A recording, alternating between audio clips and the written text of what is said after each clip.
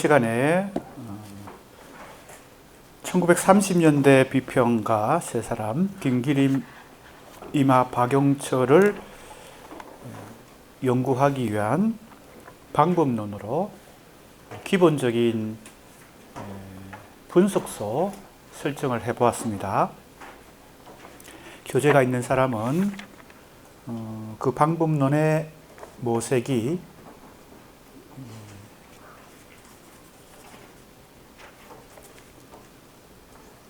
50쪽, 교재는 50쪽이고요. 기존의 에이브럼스라든지 헤르 나디 같은 문학 이론가들의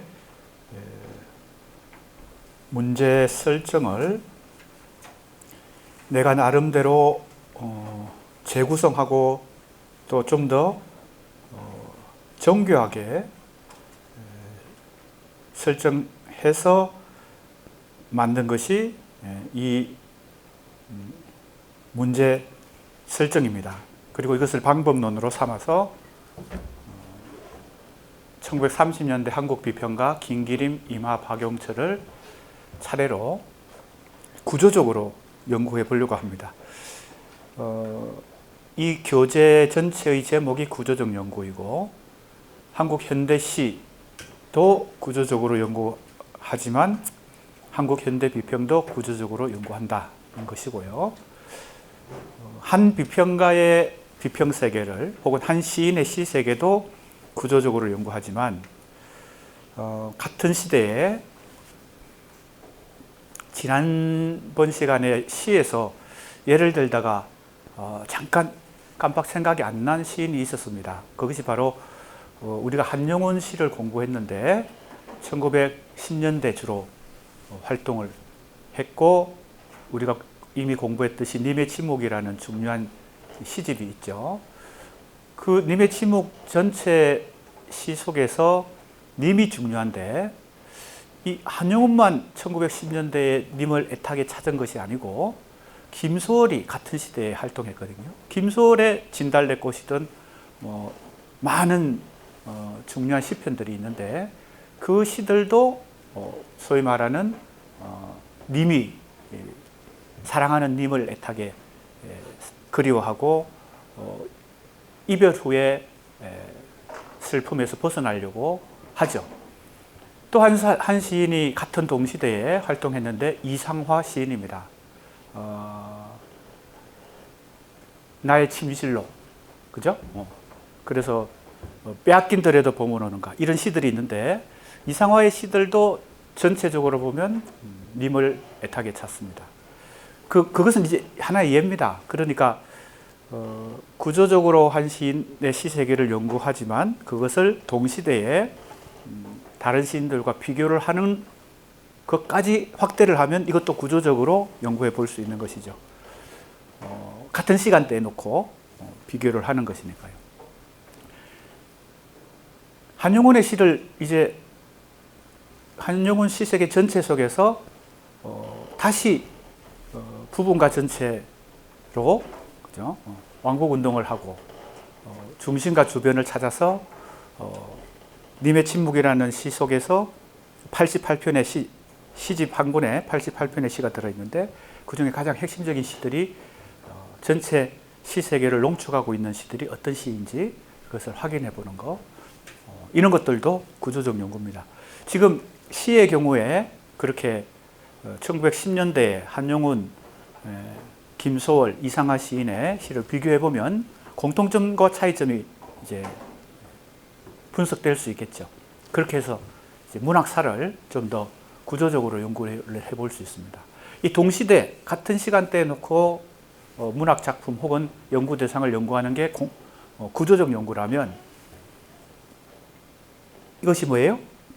역사적으로, 시대적으로 어떻게 변모해 왔는지 아니면 어떤 유형을 계속 유지하면서 시대마다 조금씩 변주되어 왔는지 이런 관점으로 연구하는 것. 이것은 이제 통시적 연구죠. 공시적 연구와 통시적 연구. 이 두 가지 수평축, 가로축과 세로축을 계속 여러 각도에서 다각도로 이렇게 측정해 보면서 한국 현대문학사를 기술해 볼 수 있습니다. 생각해 볼 수 있습니다. 그것이 이제 우리가 이번 학기에 공부하는 현대문학사의 방법론이에요. 자, 이제 비평도 마찬가지인데 1930년대 김기림, 이마, 박용철의 이 세 명의 비평 세계를 각각 구조적으로 연구하지만 해야 되지만 이 세 비평가의 비평을 비교하면서 공통점과 차이점을 연구해 본다면 이것이 이제 확대된 구조적 연구가 되고, 이제 그 다음 단계는 뭘까요? 아까도 얘기했지만 이 세 비평가의 비평 세계가 우리 한국 현대문학사에서 세 가지 유형을 대표한다고 그랬잖아요. 전통서정시, 다른 말로 뭐 문해사조로 본다면 낭만주의와 상징주의.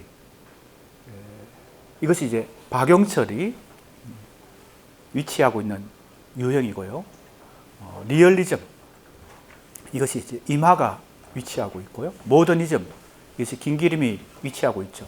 이 세 가지 유파가 적어도 1930년대부터 경쟁을 하기 시작해서 우리 한국 현대문학사에서 세계의 가장 중요한 중심을 이루어왔다.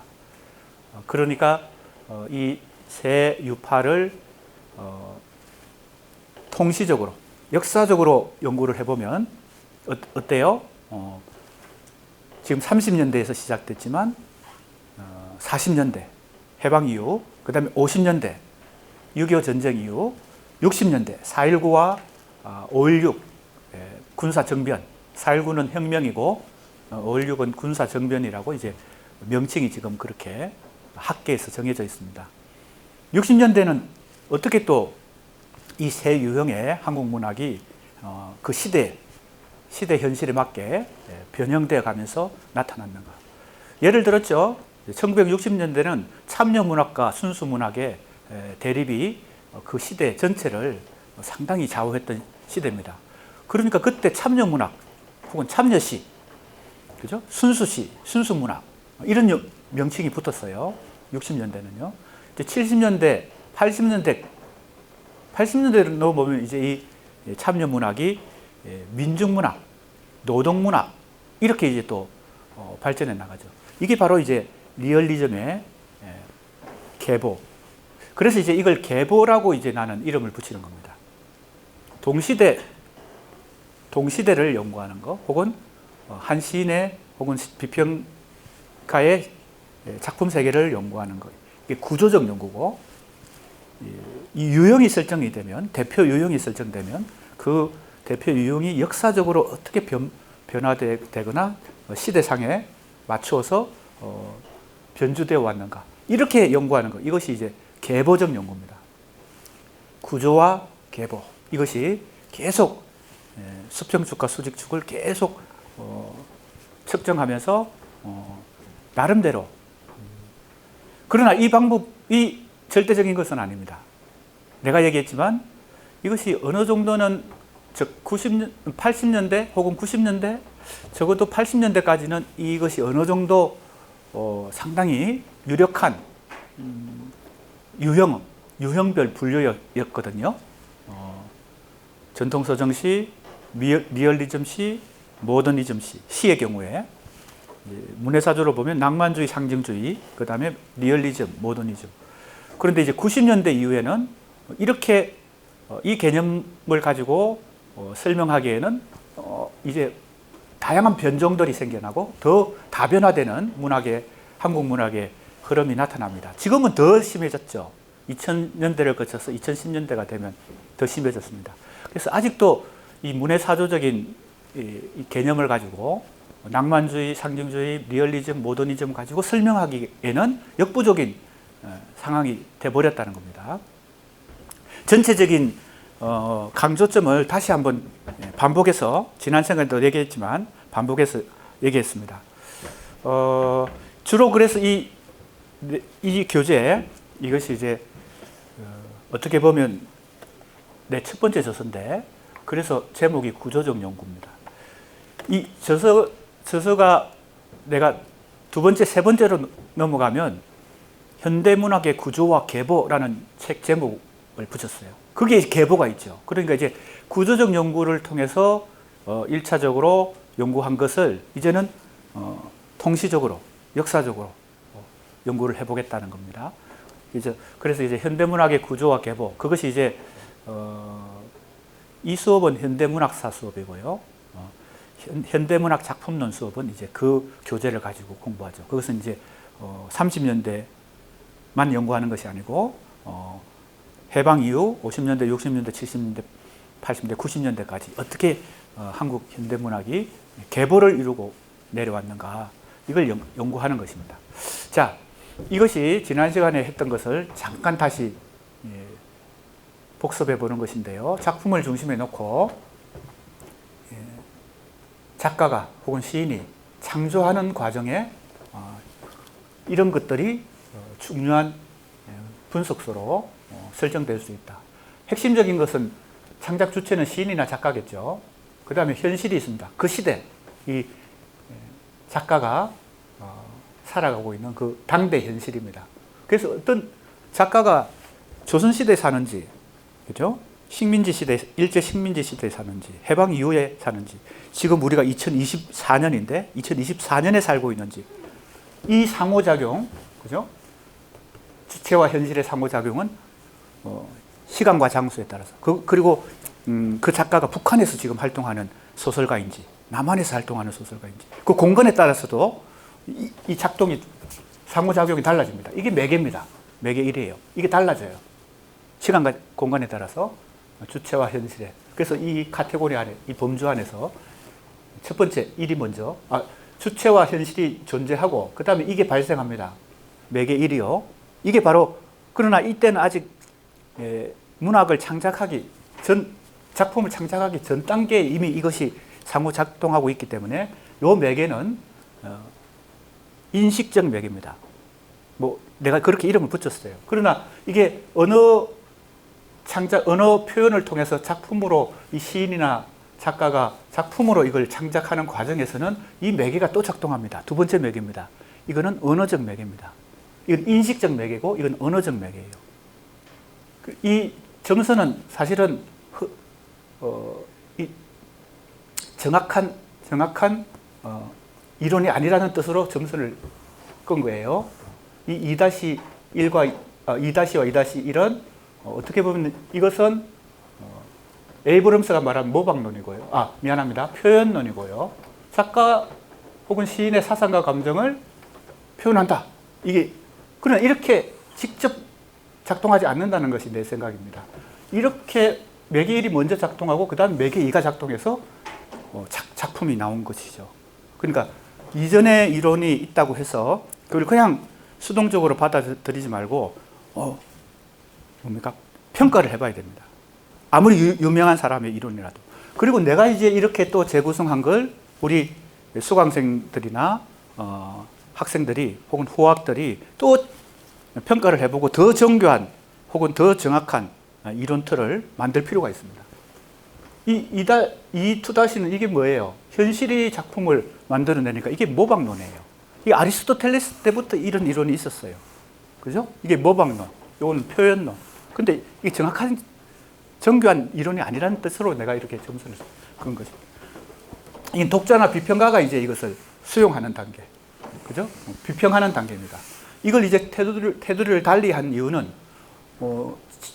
작가, 시인이 작품을 창조하는 시간과 공간, 그리고 독자나 비평가가 이걸 읽고 비평하고 감상하는 시간과 공간이 다를 수가 있습니다.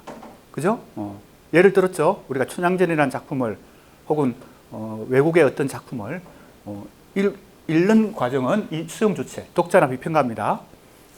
이 독자나 비평가가 이 당대 현실과 계속 상호작용하는 이 매개 3이 이미 작동하고 있는 상태에서 이 작품을 받아들이거든요. 매개 4가 이제 순서대로입니다. 매개 1, 매개 2, 매개 3, 매개 4 이렇게 된다는 거죠.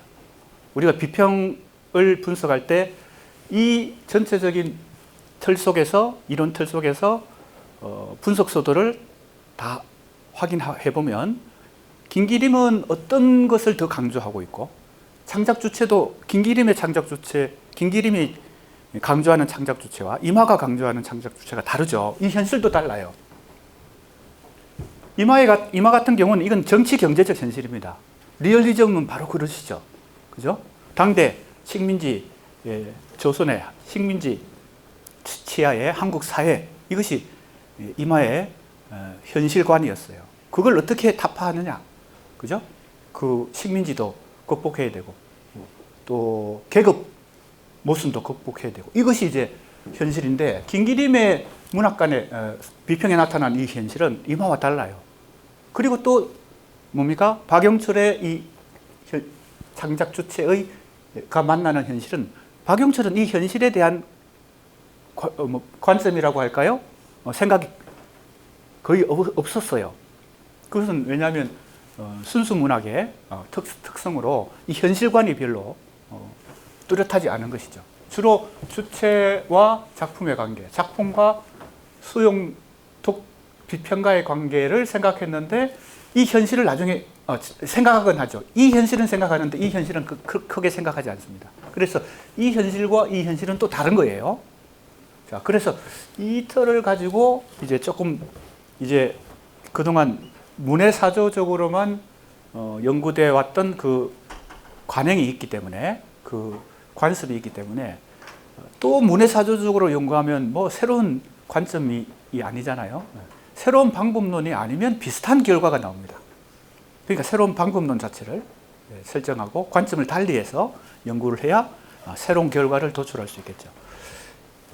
자, 이렇게 해서 김기림, 이마, 박영철 순으로 이 방법론을 적용해서 이제 비평문을 하나씩 살펴볼 텐데, 그 전에 이제 우리가 김기림, 이마, 박영철의 비평을 살펴보기 전에 이 세 비평가가 1934년부터 35년, 한 2년 동안의 논쟁을 벌이거든요.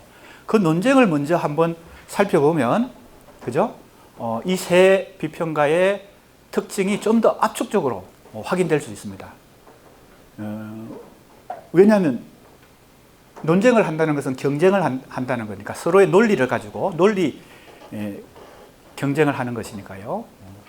어느 것이 더 정확한 문학의 입장이고 관점인지를 서로 경쟁했기 때문에 좀 더 선명하게 이 세 비평가의 입장 차이와 문학관이 비교가 될 수 있기 때문에, 이제 김기림, 이마, 박영철 순으로 차례로 공부하기 전에 이 기교주의 논쟁부터 한번 살펴보도록 하겠습니다.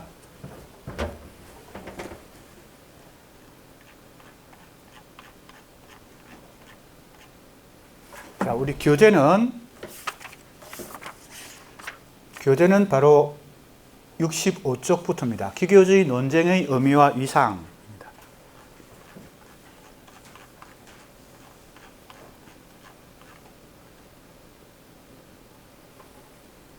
자, 여기 내가 강의로 설명한 내용들이 지금 교재의 이 부분에 자세하게 기술이 되어 있습니다.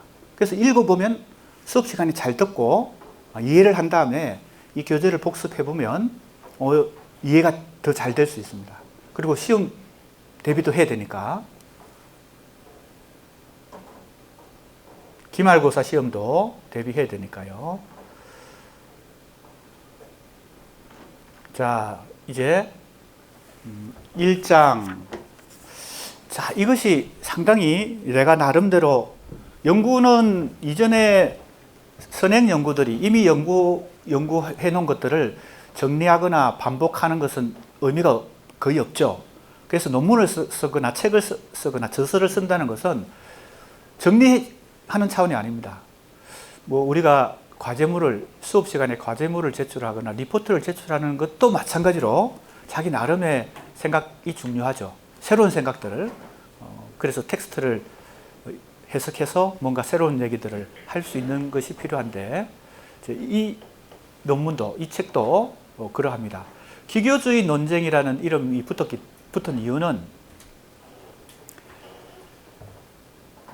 1930년대 초부터 이 낭만주의, 상징주의에 해당되는 것을 문학을 주장하는 박영철과 리얼리즘을 주장하는 이마와 모더니즘을 주장하는 김기림이 30년대 초부터 이미 비평을 통해서, 혹은 그들은 비평가일 뿐만 아니라 시인이기 때문에 시도 쓰면서 비평을 했죠. 그리고 자기 시만 옹호한 것이 아니라 자기 유파의 그 시인들을 대변하면서, 대표적인 이론가들이니까요, 각 유파별로 해왔기 때문에 이미 어느 정도 주장들이 펼쳐진 상태였어요. 그런데 좀 의외로 상황이, 세계사적 정세도 변하고요, 세계사의 정치적 흐름도 변하고,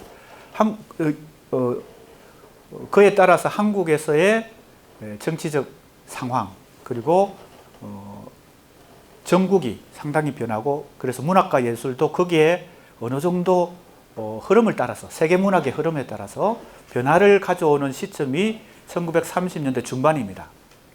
이미 새 비평가들은 자기 유파를 적극적으로 주장하고 옹호하고 경쟁을 해왔는데, 좀 놀랍게도 김기림이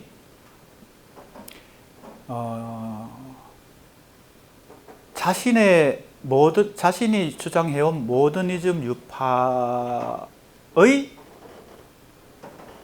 뭡니까? 문학적 특성을 자기 비판을 합니다.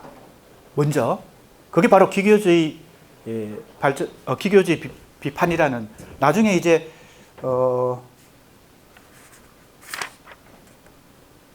교재가 있는 사람은 68쪽에 미안합니다. 70쪽에 각주를 보세요. 네, 각주가 이제 붙어 있으니까요.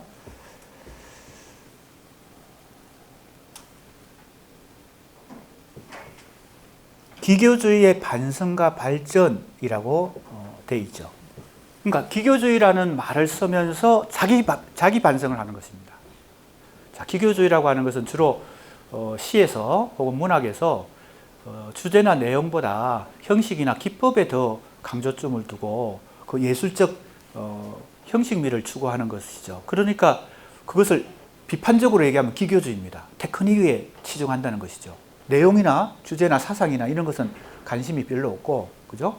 사상이나 주제, 내용보다 기법, 기교, 테크닉. 그래서 이제, 그러나 놀랍게도 이마나 박영철이 비판한 것이 아니라 김기림이 스스로 자기 유파를, 모더니즘을 반성하는 것입니다. 그것이 전체적인 한국 문학의 흐름에 중요한 계기가 되는 것이죠. 자, 교재가 있는 사람은 좀 차근차근 한번 살펴보겠습니다.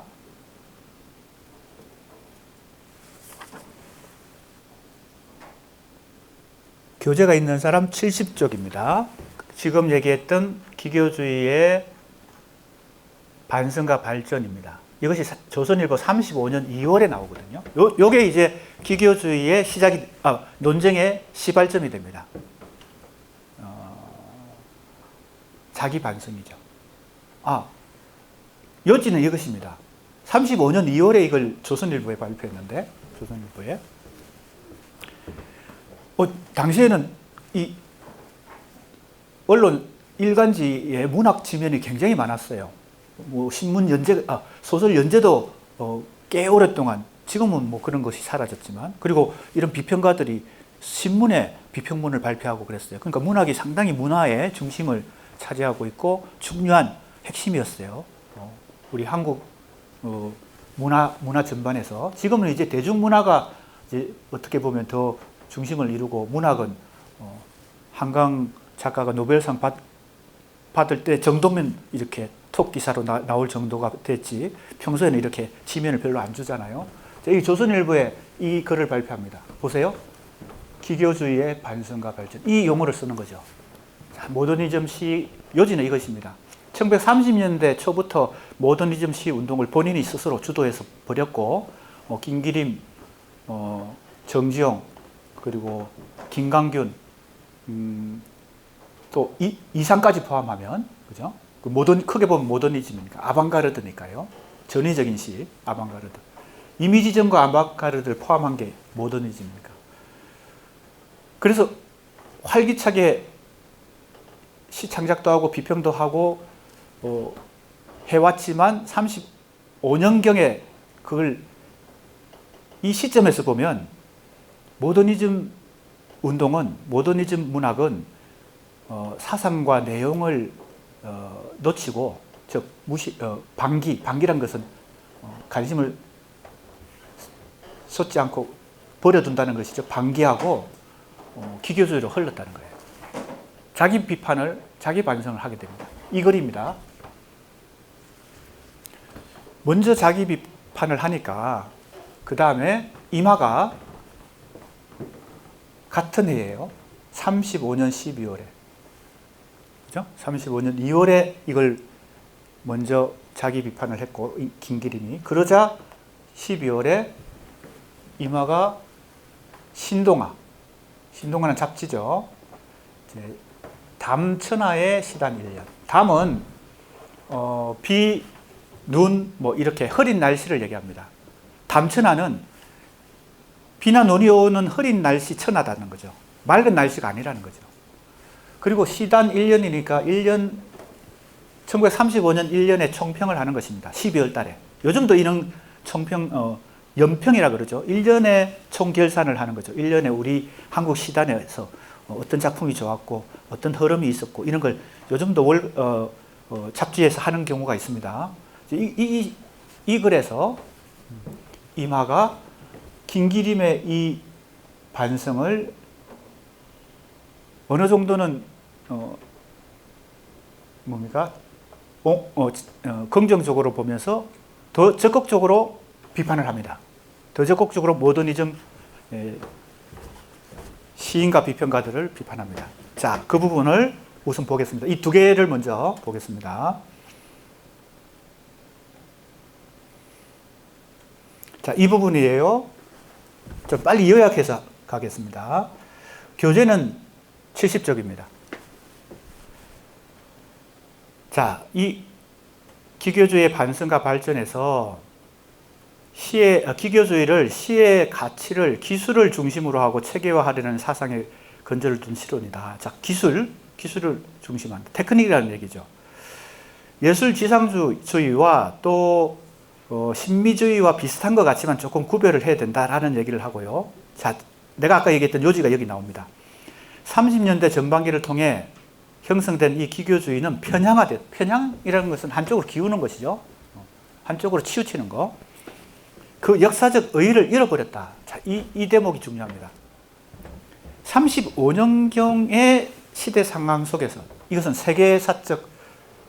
세계사의 흐름과 한국의 역사적 상황, 이걸 다 고려한 것입니다. 김기림은 항상 역사적인 관점을 가지고 있어요. 모더니스트지만, 모더니즘 주장자지만 역사적인 단계를, 역사의 흐름을 잘 감지하고 판단해요. 그러니까 30년대 초반에는 이 모더니즘의 문학이 의미와 가치가 있었지만 지금 35년에서는 이것이 기교에 흘렀다. 지금은 뭐가 필요한 거예요? 내용과 주제와 사상이 필요한 거죠.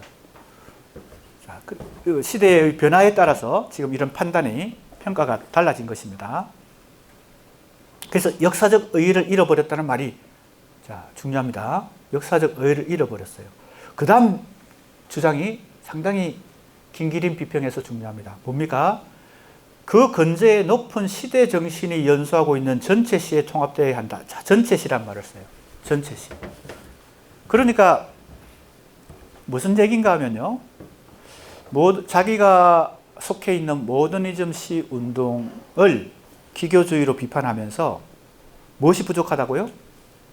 주제와 사상과 내용이 부족했으니까, 편향화되었으니까 이제 앞으로 반성하고 어떻게 해야 된다는 거예요? 사상을 가져야 돼요. 왜냐하면 역사의 지금 단계가 이 문학과 예술을 형식주의, 기교만 가지고는 안 된다. 그러면서 전체 시라는 말을 쓰거든요. 전체로서의 시, 정확하게는 전체로서의 시. 그러니까 김기림이 35년에 이렇게 판단한 거죠. 그동안 우리가 해왔던 모더니즘 시 운동은 지금 이 시점에서는 이대로는 안 된다. 우리도 사상을 여기에 뭡니까? 갖춰야 된다. 그럼 이런 생각이죠. 기교 플러스 사상. 이것이 전체의 시다. A 플러스 B. 그죠? 이 B가 부족했는데 이제 B를 여기다가 집어넣어야 된다. 그래야 뭐가 돼요? 전체가 된다. 이런 생각을 했던 것입니다. 자, 이 논리는 어찌 보면 상당히 그럴듯해요. 설득력이 있어요. 자, 그러나 이마가 여기에 어떻게 비판적인 제시를 하는지를 살펴봐야 되겠습니다. 자, 이것이 바로 담천하의 시단 1년. 1935년 우리 시단이 참 우울했다. 그런 얘기예요. 담천하라고 쓴 말은 어려운 게 아니에요. 흐린 날씨다. 우리는 지금 1년 동안 흐린 날씨 속에서 살았다. 왜? 시단이 우울한 모습을 보였다. 이런 얘기예요, 지금. 자, 어떻게 얘기하냐면요. 기교주의와 함께 김기림의 논리를 비판하면서 이제 기교주의, 그래서 논쟁이 벌어지는 거죠. 한 사람이 그냥 주장하면 논쟁이 안 됩니다. 누군가가 거기에 반론을 하거나 안티, 그죠? 를 해야 이제 논쟁이 되죠. 그래서 이제 논쟁이 시작된 것입니다. 35년 12월입니다. 이렇게 얘기합니다.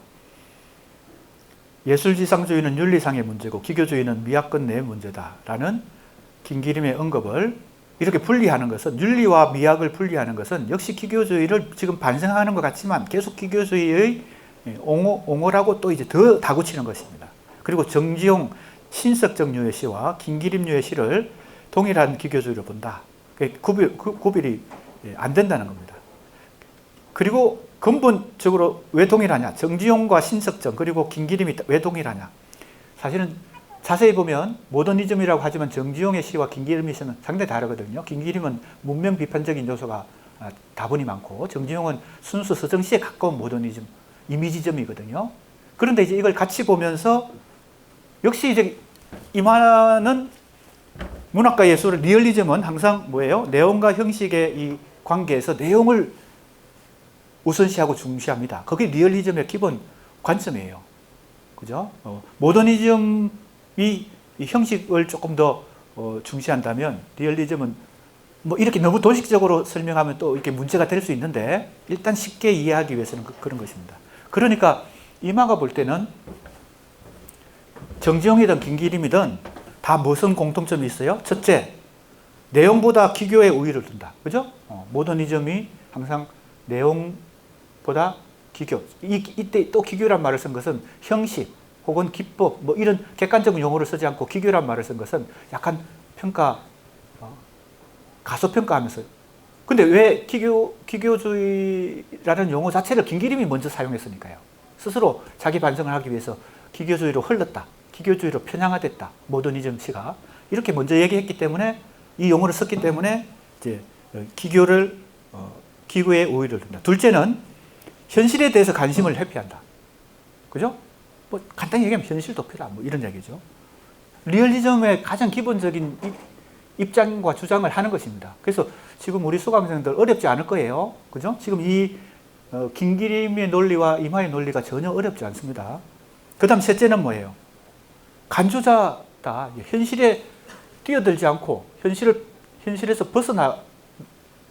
현실을 도피하거나 아니면 현실을 간주할 뿐이다. 관찰자일 뿐이다. 이런 것이죠. 그래서 결국 어떤 주장을 해요? 기교주의를 폄하하고 프롤레타리아는 노동자, 농민, 그죠? 굳이 번역하면 무산자 계급이죠. 부르주아에 반대되는 계급 용어죠. 그러나 이제 이 카프 그리고 카프 조직이 사회주의 문학운동 단체니까 이 프롤레타리아시 이것을 한국 전통시다. 한국의 근대시에서는 가장 주류다라고 이제 강조를 하게 됩니다. 이만은 어떻게 보면 김기림의 자기 비판을 계기로 해서 더 자기 리얼리즘의 입장을 강하게 주장하는 셈이죠. 당연히 이마 입장에서는 이렇게 할 수 있는 것이죠. 지금 상황은요.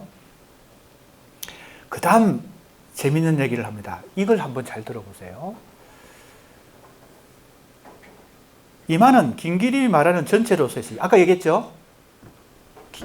테크닉, 기교 플러스 사상 이렇게 해야 전체가 되니까 우리는 앞으로 모더니즘 시인들도 우리가 전체로서의 시를 지향해야 된다. 즉 사상을, 그죠? 역사관을, 역사의식을 다시 갖고 사상을 갖춰야 된다. 뭐 이런 얘기죠.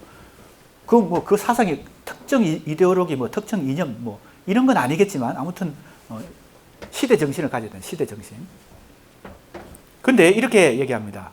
진정한 의미의 통일이 아니고 단순한 기술적인 질서와의 기도다. 자, 이 말이 뭔가 잘 들어봐야 돼요. 여기서는 이렇게 얘기했는데 나중에 이만은 요 말을 조금 더 구체적으로 얘기합니다. 자, 이 말이 뭐예요?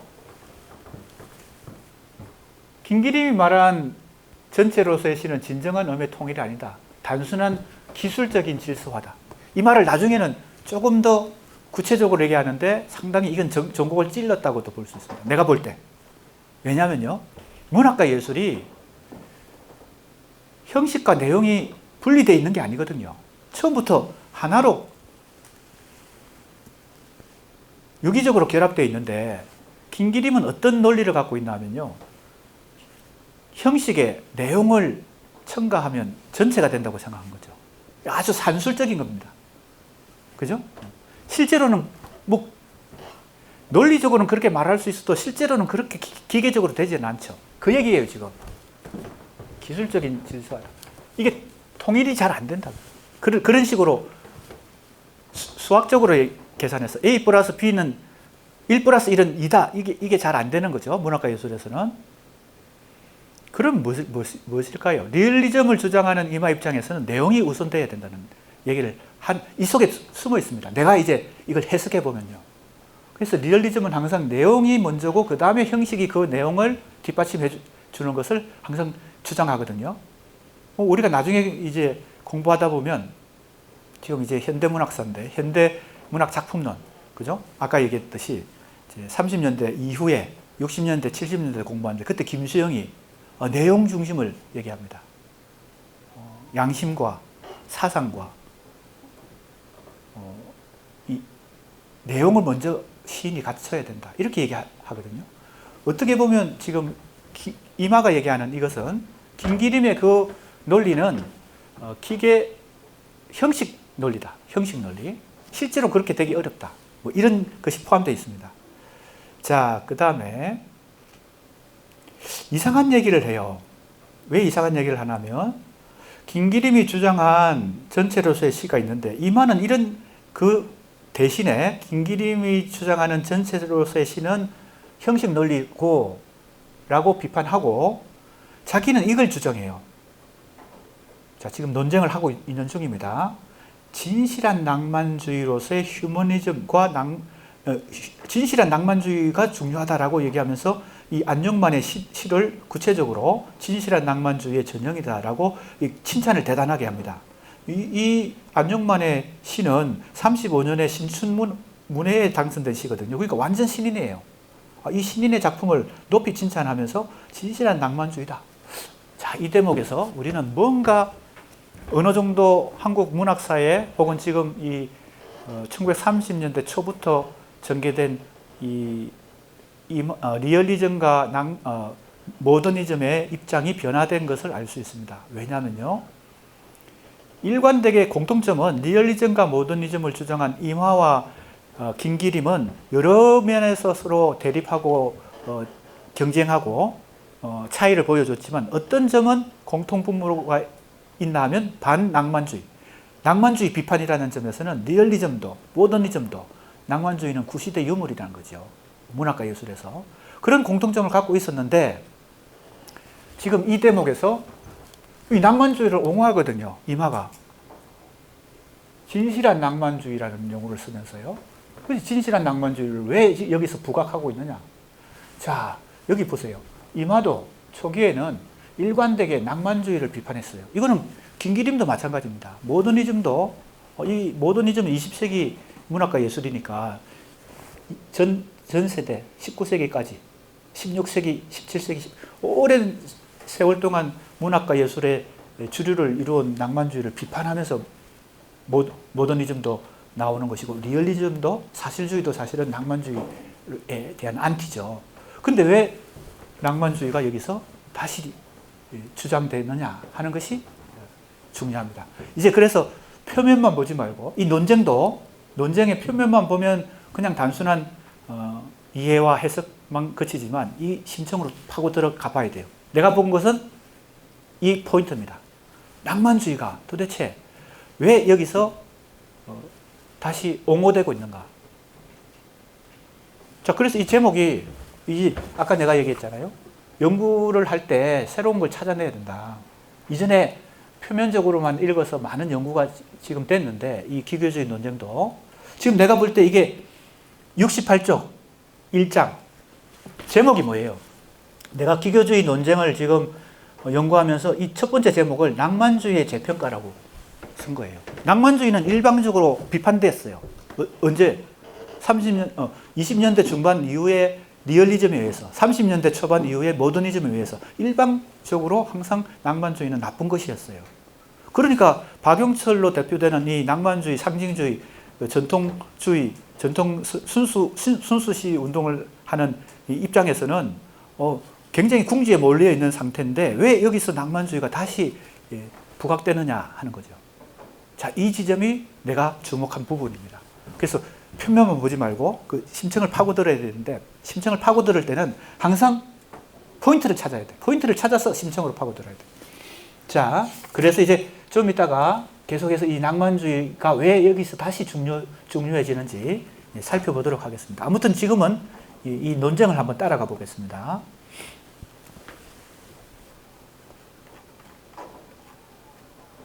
자, 이 부분이에요.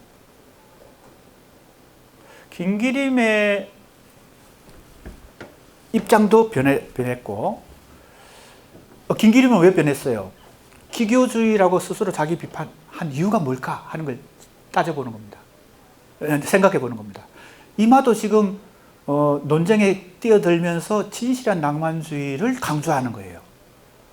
내가 볼 때는 일방적으로 비판해왔던 낭만주의가 이제는 재평가하고 이 낭만주의가 중요해졌다고 두 사람 다 생각하는 거예요.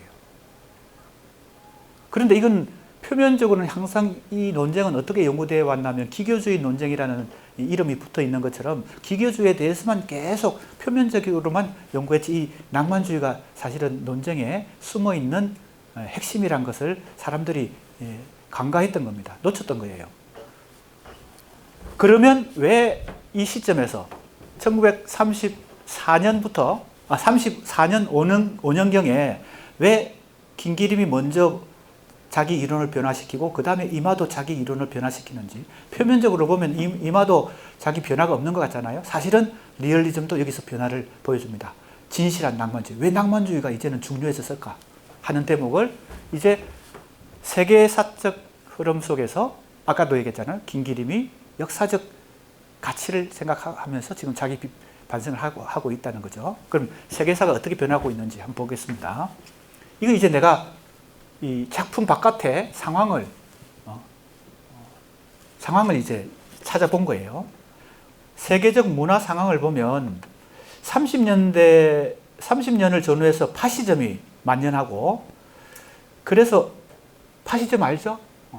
독일의 히틀러 그리고 이태리 그죠? 독일 이태리 어떻게 보면 일본도 군국주의 파시즘이라고 볼 수 있고요. 이 시기에 사실은 세계사적으로 이념 대립을 하던 자본주의와 사회주의가 파시즘이 걸칫거리였어요.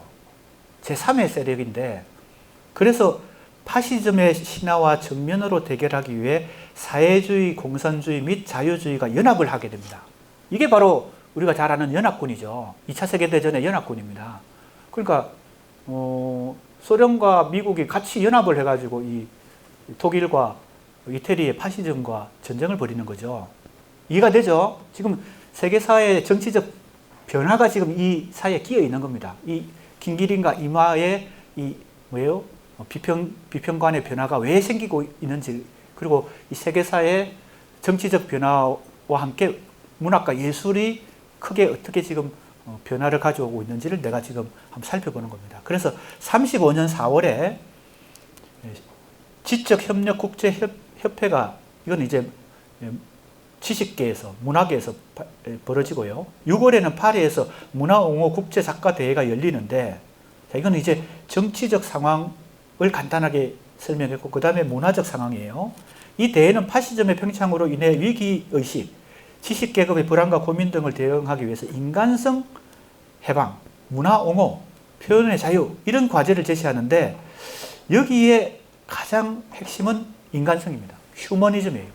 그래서 이제 이 시기에 전 세계적인 문학과 예술이 휴머니즘론에 상당히 몰두하게 되고, 한국 문학도 휴머니즘론이 1930년대 초반부터 중반 사이에 굉장히 강하게 발생을 합니다.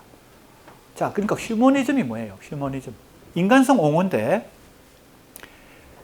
인간성 옹호라는 입장을 문의 사조로 따지면요, 리얼리즘도 모더니즘도 아니에요. 그 낭만주의에 가깝다. 낭만주의나 상징주의나 이 순수 문학에 가깝다는 겁니다. 인간성을 옹호하는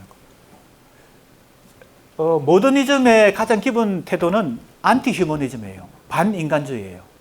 그죠? 그러니까 낭만주의가 가지고 있는 기본 속성인 인간성 옹호, 휴머니즘이 이렇게 해서 다시 강조되는 시대가 온 것입니다. 문학과 예술로 따지면 낭만주의는 구시대 유물처럼 보였지만, 세계사의 변화가 지금 파시즘과 대결하기 위해서 인간성이 지금 위축되고 있으니까 인간성을 옹호하는 것이죠. 자, 그래서 예술파와 계급파, 예술파는 모더니즘이라고 간단히 얘기하면 되고, 계급파는 리얼리즘이라고 얘기할 수도 있는데, 차이 목적성, 문학의 목적성을 어떻게 극복하느냐. 그래서 바로 계급 문학의 창작 방법론이 변정법적 사실주의에서 사회주의적 리얼리즘으로 전환된다. 이것이 바로 30년대 초반에 중요한 리얼리즘 쪽의 변화입니다. 이것은 바로 소련에서 문학 예술의 강령으로 사회주의 리얼리즘이라는 용어를 쓰면서 이 인간성 옹호까지 포함을 시키는 거죠. 그리고 가장 구체적인 용어가 혁명적 낭만주의예요. 혁명적 낭만.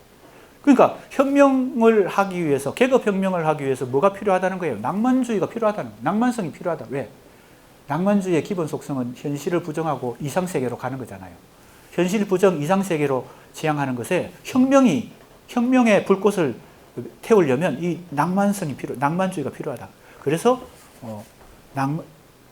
낭만적 뭐죠? 내가 왜 갑자기 혁명적 낭만적 혁명주의, 사회주의 리얼리즘, 이것이 이제 소련에서도 이걸 강령으로 내세우게 됩니다. 그러면서 이것이 세계 사회주의 국가 문학운동을 하는 문학인들에게 다 전파가 되는 것이고, 이마에게도 그것이 문학 입장의 변화를 가져왔죠. 그래서 앞에서 진실한 낭만주의의 예로 안녕만의 시를 칭찬했던 이유가, 이제 낭만주의가 다시, 그동안에는 비판만 했다가 이제는 낭만주의가 필요하구나, 다시 재평가를 하게 됩니다. 그런데 그것은 김기림이 먼저 한 발 빨랐던 거죠. 왜? 모더니즘이 반낭만주의였는데, 반인간주의였는데, 인간성 옹호, 휴머니즘, 이것이 강조되는 지금 30년대 중반의 세계사적 이 흐름과 문학과 예술의 흐름 속에서 김기림이 그걸 감지한 거죠. 모더니즘 문학도 이제 인간성을 옹호해야 되겠구나. 그 말이 바로 기교주의 반성입니다. 그 다음에 이마가 그것을 진실한 낭만주의로 받았다. 혁명적 낭만주의, 이 용어는 그리고 사회주의 리얼리즘은 이미 소련에서 먼저 채택된 것이고, 그것을 이마가 수용했다, 이렇게 볼 수 있습니다. 그래서 여기 보세요. 이러한 세계 정세와 세계 문단의 동향을 민감하게 받아들여 형성한 논의가 바로 휴머니즘론이고, 한국 문학도 이 휴머니즘론이 굉장히 강하게 이 시기에 1930년대 중반쯤에 불어닥치게 됩니다. 그래서 백철 같은 비평가가 대표적으로 이 휴머니즘론을 강하게, 백철뿐만 아니고 많은 비평가들이 휴머니즘론이라고 하는 것을 얘기하게 됩니다. 자, 이것이 바로 여기 나오죠. 또 사회주의 리얼리즘이라고 하는 이 용어 자체가 이전의 변증법적 사실주의에서 더 인간성, 휴머니즘 그리고 낭만주의를 수용한 그러한 개념입니다.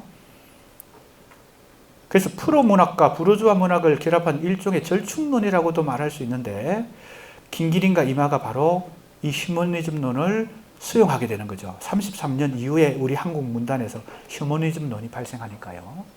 그래서 35년 2월에 김기림이 기교주의 반성을 하게 되고 그걸 더 비판적으로 얘기하면서 이마가 35년 12월에 진실한 낭만주의를 대안으로 제시하게 됩니다. 자, 여기까지 왜 기교주의 논쟁의 배경이 뭔지, 숨은 배경이 뭔지를 이해해야 됩니다. 이거 이제 파고드는 거죠. 어디로? 표면에서 심층으로. 그래서 내가 포인트를 찾은 것은 낭만주의라는 개념이에요. 다들 기교주의라는 개념에 몰두해가지고 이 논쟁을 연구했거든요. 왜? 기교주의라는 말을 로부터 시작했으니까, 이 논쟁이. 근데 사실은 엉뚱하게도 범인은 따로 있었던 거죠. 살인 현장에 A가 범인이라고 찰떡같이 믿었는데 형사가 엉뚱하게도 B가 범인이었던 것이 나중에 밝혀지는 뭐 그거와 비슷합니다. 이 낭만주의가 사실은 더 중요한 핵심 숨어있는 핵심 개념이었다. 이것이 내가 이제 이 1장 낭만주의의 재평가와 수용. 어디서? 누구와? 이마는 사회주의 리얼리즘, 혁명적 낭만주의라는 그 변화된 입장에서 낭만주의를 수용하고, 김기림은 역시 사상, 그죠? 내용, 전체성의 시를 추구해야 된다라는 관점에서 낭만주의를 수용합니다. 자, 그러면 기존의 낭만주의자였던 누구예요? 박용철은 어떻게 보면 반사 이익을 얻었을 텐데, 이제 박용철은 어떻게 하는지 보겠습니다. 박용철이 이제 이 논쟁에 개입하면서 3파전으로 벌어지게 됩니다. 김기림, 이마, 박용철 순으로 이 논쟁에 뛰어듭니다. 자,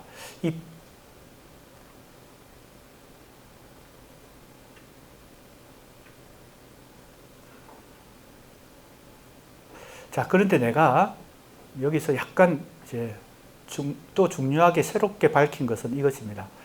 그렇다면 김기림이 낭만주의를 재평가하고 수용한 시점은 언제냐?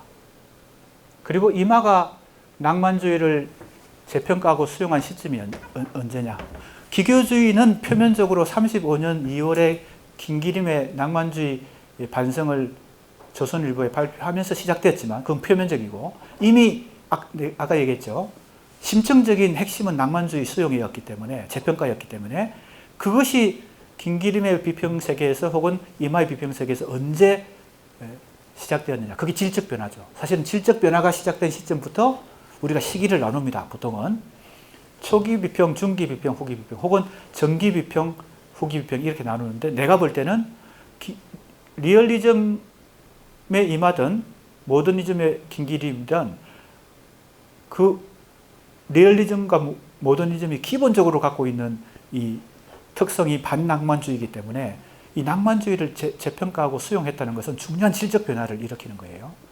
그런데 표면적으로는 35년 2월에 시작됐지만 34년경에 이 변화가 이미 김기림 논쟁을 벌이기 전에 김기림의 비평에서도 나타나고 이마의 비평에서도 나타납니다. 그래서 내가 그 포인트를 다시 찾아가지고 그 시점이 뭐예요? 김기림의 비평의 질적 변화가 일어난 시점이다. 그 이전까지는 전기 비평이었고 그 이유는 후기 비평이다. 이마도 그 시점까지 전기 비평, 그 시점 이후에 후기 비평. 그러니까 낭만주의가 상당한 역할을 한 거지. 박용철이 뭐 어떻게 한 건 아니지만 박용철보다 세계사의 변화가 이 낭만주의를 재평가하게 만들었으니까요. 자, 그 부분을 찾아보겠습니다.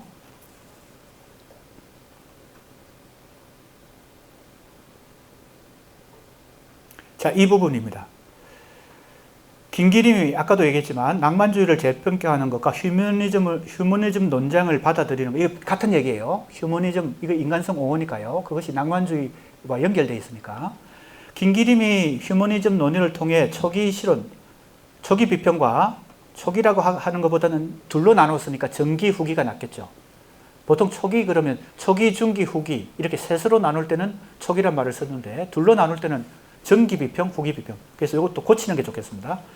뭐 크게 틀린 건 아니지만 전기 비평과 변별되는 구별, 즉 질적 변화를 보이는 것은 바로 이 34년 11월입니다. 미안합니다.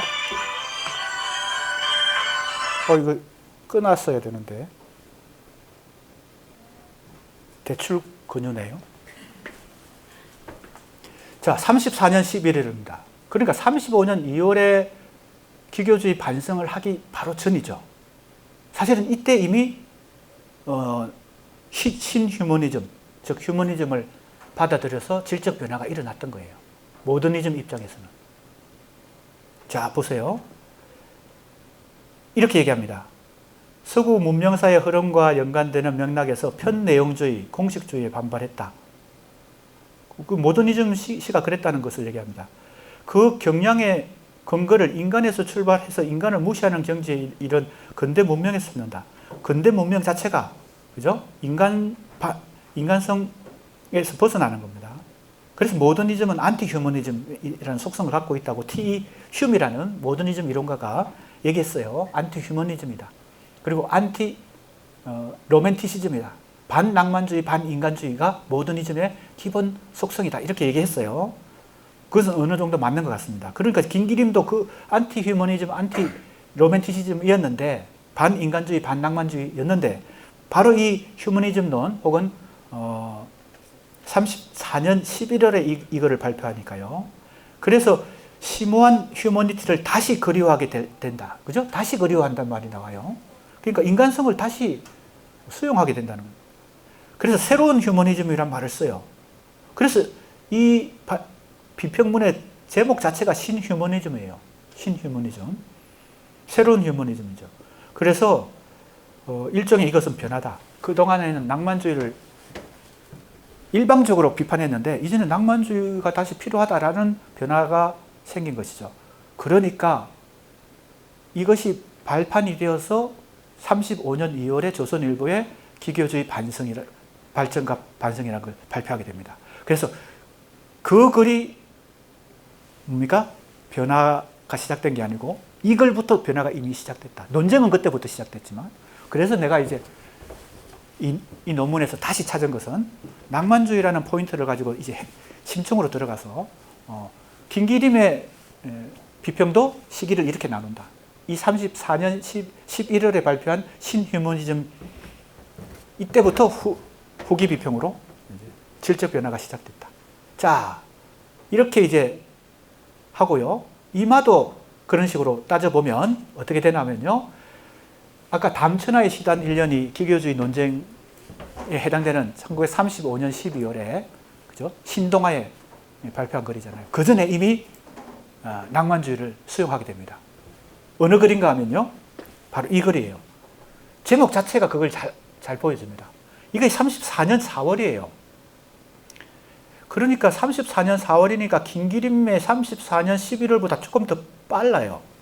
이마가. 요 질적 변화를 따지면요. 이건 34년 11월이고 이건 34년 4월이에요. 이것도 조선일보에 발표했는데 낭만적 정신의 현실적 구조입니다.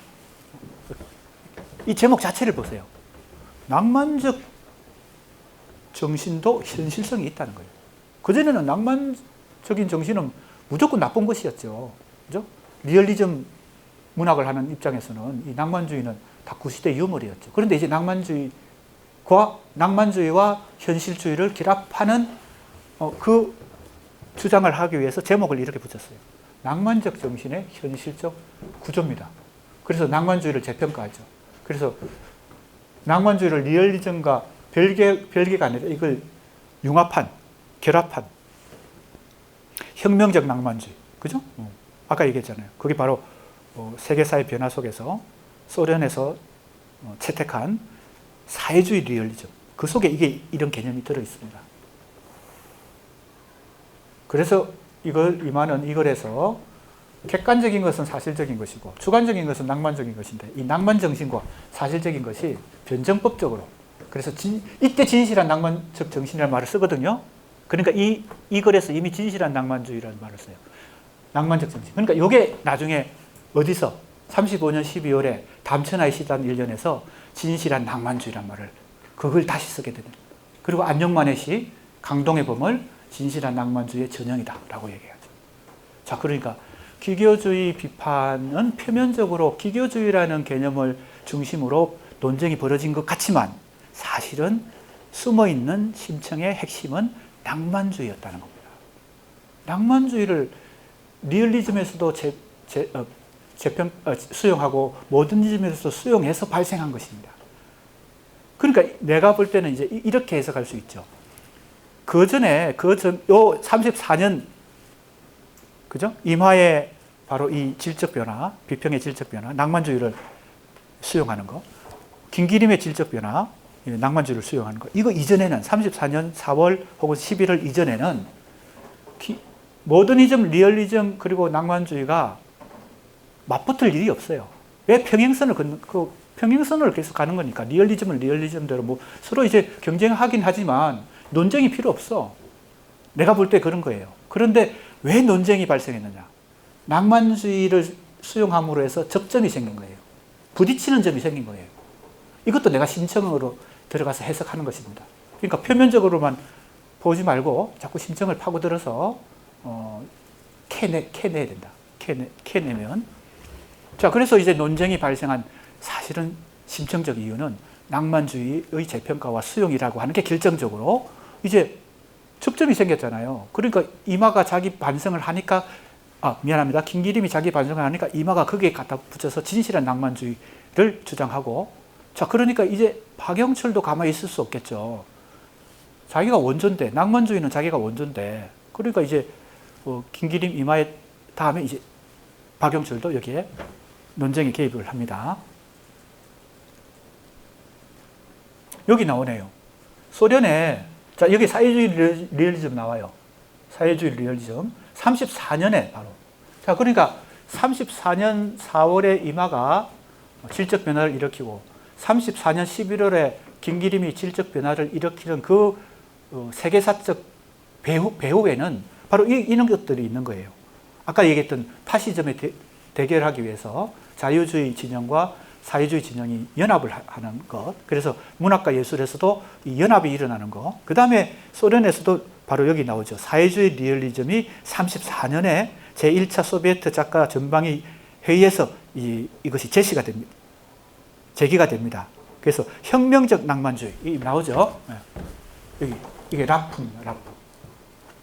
리얼리즘과 혁명적 낭만주의. 이때 낭만주의가 사회주의 리얼리즘이라는 이 개념 안에 이 혁명적 낭만주의라는 것이 나옵니다. 그래서 이제 이 소련에서도 이 창작 방법으로 이제 이렇게 낭만주의를 다시 강조하게 되는, 여기 나오죠. 혁명적 로맨, 같은 말이에요. 혁명적 낭만주의. 혁명적 낭만주의를 사회주의 리얼리즘의 한 방법으로 제시했다. 자, 이제 여기까지가 첫 번째 이 기교주의 논쟁에서 내가 뭔가 좀 심층으로 들어가서 파악해본 얘기입니다.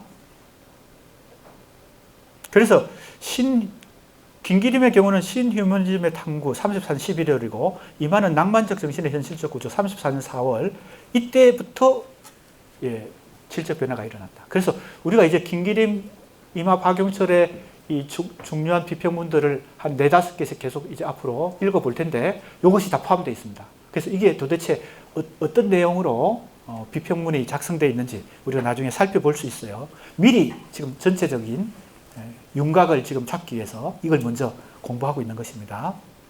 자, 그래서 내 주장은 이거예요. 아무도 이렇게 이제 얘기 안 했는데 내가 이제 심층으로 파고들어 보니까 첫 번째 내 주장은 기교주의 논쟁이 표면적으로는 기교주의에 대한 평가인 것 같지만 사실은 내면적으로는 핵심은 낭만주의에 대한 재평가가 핵심에 있다는 것이고,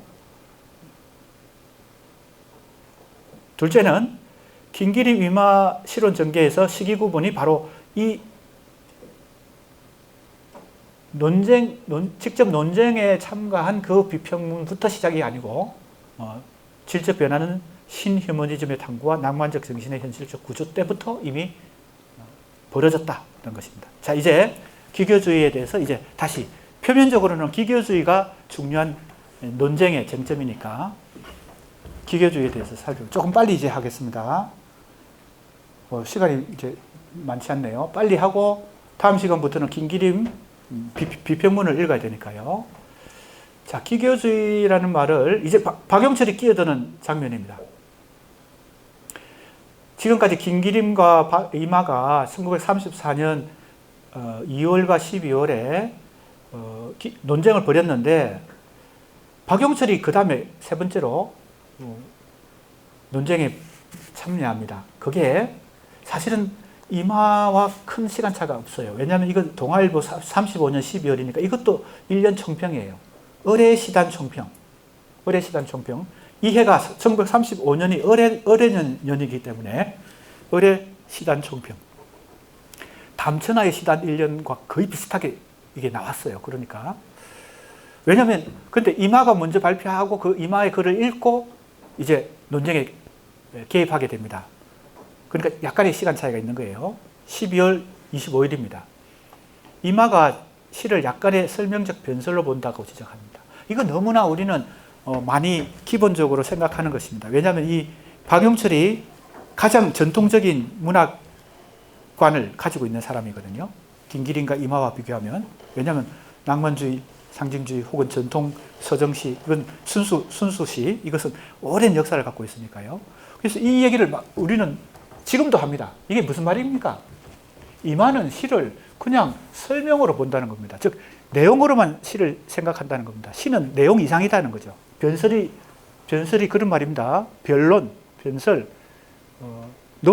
논리로만, 설명적 논리로만 시를 생각하지 시를 예술로 보지 않는다. 시는 나도 이제 시 우리 강의할 때 뭐예요? 내용만 자꾸 분석하지 말고 형식적인 이 요소들을 많이 분석해봐라. 기법 분석을 하라. 기법 분석을 통해서 주제 분석을 하라. 이런 얘기를 계속 강조하잖아요. 왜냐하면 시는 내용으로만 되어 있지 않거든요. 논리로만 되어 있지 않거든요. 그 얘기를 지금 하는 겁니다. 이마가 강력하게 논리로 이제 낭만주의, 자기 주장을 하니까 이마는 설명으로, 즉 논리로만 시를 보니까 이 부제목이 뭐예요? 시는 변설 이상이라는 겁니다. 시는 논리 이상인데 이마는 항상 시를 논리적으로만 생각한다. 이 근본적으로 이마는 문학관이 빈약하다 이렇게. 시는 변설 이상이 되어야 한다. 그래서 이마를 비판하는 것입니다. 이마만 비판하지 않습니다. 김기림도 비판하죠. 표제라고 하는 것은 이제 제목 혹은 주제, 표제, 제목, 사상, 그죠? 그러니까 내용 중심의 사상을 중요하게 한다는 겁니다. 그러니까 가장 전통적인 문학관을 갖고 있는 거죠. 김기림도 이제는 시대상이 변했으니까 내용이 중요하다, 사상이 중요하다 이렇게 약간 돌았었는데 이마 쪽에 조금 가까워졌는데 박영철은 여전히 전통적인 문학관 속에서 이마는 왜 내용만 보느냐, 논리로만 왜 시를 보느냐, 계속 예술적인 측면을 옹호합니다. 내용과 사상을 중심으로 바라본다. 시는 변설이긴 하지만, 즉 그것도 논리성이 있고 주제가 있긴 하지만, 내용이 있긴 하지만 그것을 넘어서는 곳에, 즉 변설 이상의 시의 본 모습이 있다. 시의 본질이 있다. 그러면서 누구를 적극적으로 수용하나 하면 하우스만이라는 이론가입니다. 영국의 시 이론가인데 이 대목부터는 다음 시간에 해야 되겠네요. 시간이 다 됐습니다. 자, 다음 시간에 이 부분을 빨리 진행하고 이제 김기림의 비평문부터 차례로 살펴보도록 하겠습니다. 수고했습니다.